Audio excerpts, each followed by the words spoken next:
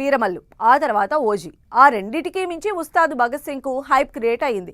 Gabbar Singh director Harish Shankar దర్శకత్వంలో వస్తున్న movie కావడంతో ఫ్యాన్స్ తో పాటు పవన్ కూడా హోప్స్ పెట్టుకున్నారు. కానీ ఎక్స్పెక్టేషన్స్ రీచ్ కాకపోవడంతో పవన్ డిసప్పాయింట్ అయ్యారని హరీష్ శంకర్ పై అసంతృప్తి వ్యక్తం చేసినట్లు టాక్.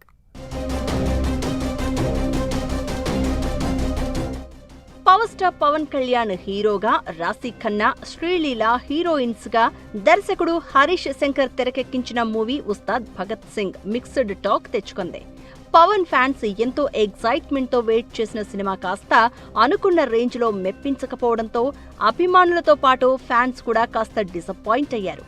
బాక్సాఫీస్ దగ్గర కూడా ఆశించిన కలెక్షన్స్ రాకపోవడంతో పవర్ స్టార్ పవన్ కళ్యాణ్ తీవ్ర అసంతృప్తి వ్యక్తం చేసినట్టు టాలీవుడ్ లో టాక్ నడుస్తోంది.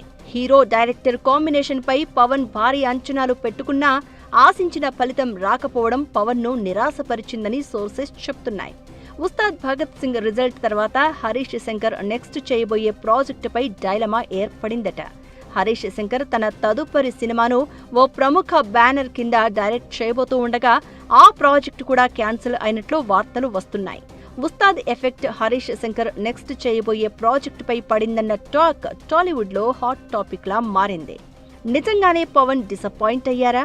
హరీష్ శంకర్ పై అసంతృప్తి వ్యక్తం చేశారా?